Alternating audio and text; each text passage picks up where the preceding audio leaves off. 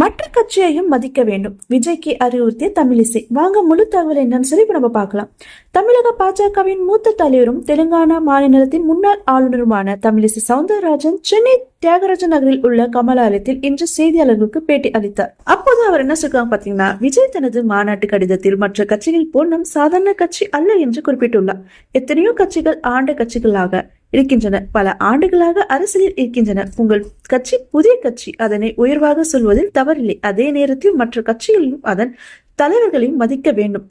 இப்போது ஒரு குட்டி திராவிட கட்சியை போலதான் விஜயின் கட்சியும் உள்ளது. பெரியாரையும் கும்பிடுகிறார்கள், கடவுளையும் கும்பிடுகிறார்கள். நேரம் காலம் பார்த்துதான் எல்லாவற்றையும் செய்கிறார்கள். அதாவது திமுக எதை செய்கிறதோ அதே போலதான் விஜயின் கட்சியும் செய்கிறது என்று தெரிவித்துள்ளார். இன்னொன்று, இன்றைய காலகட்டத்தில் தம்பி விஜய் அவர் மாநாட்டுக்கு ஒரு கடிதம் எழுதியிருக்கிறார். கடிதம் எழுதுறதுல தப்பே கிடையாது. ஆனால் அதில் ஒரு வார்த்தை குறிப்பிட்டு இருக்கிறார். மற்ற கட்சிகளை போல நம் கட்சி சாதாரண கட்சி அல்ல. என்னமோ ஆண்ட கட்சி இருக்கிறது, ஆண்டு கொண்டிருக்கின்ற கட்சி இருக்கிறது, மத்தியில் பல மாநிலங்களை ஆளுகின்ற கட்சி இருக்கிறது, மாநிலத்தை ஆண்ட கட்சி இருக்கிறது, ஆளும் கட்சி இருக்கிறது, பல்லாண்டு காலமாக பல கொள்கைகளை கொண்ட கட்சிகள் எல்லாம் இருக்கிறது.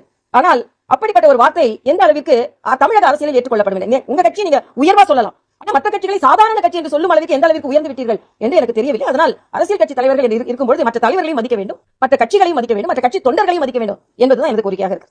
ஆனா அவர் மாநாடு சிறப்பா நடத்திடுவாங்க, மாநாடு சிறப்பா நடத்திடுவாங்க. அதுல சந்தேகம் என்ன, கூட்டம் கூடுறது என்ன சினிமா துறை சார்ந்தவங்களுக்கு என்ன குறைச்சலா? ஒரு சினிமா குழந்தை எல்லாம் வந்துருவாங்க. கூட்ட மாநாடு நம்ம வெற்றிகரமா நடத்தி காண்பிப்பது அரசியல் சவாலான நம்ம எழுதியிருக்காரு. மாநாடு நடத்தி காண்பித்துருவாங்க. கட்சி நடத்துறதா என்ன எப்படின்னு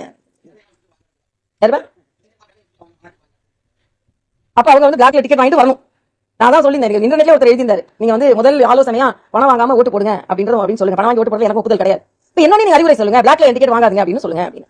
ஏழை எளிய மக்களை தயவு செய்து இப்படி ஏமாற்றாதீர்கள் என்பது. ஏன்னா திரைத்துறை மீது ஒரு ஈர்ப்பு இருக்கும். அது நானும் கேள்விப்பட்டாங்க. ரொம்ப அடித்தட்டு மக்களை தான் அவர்கள் குறி வைக்கிறார்கள் என்று.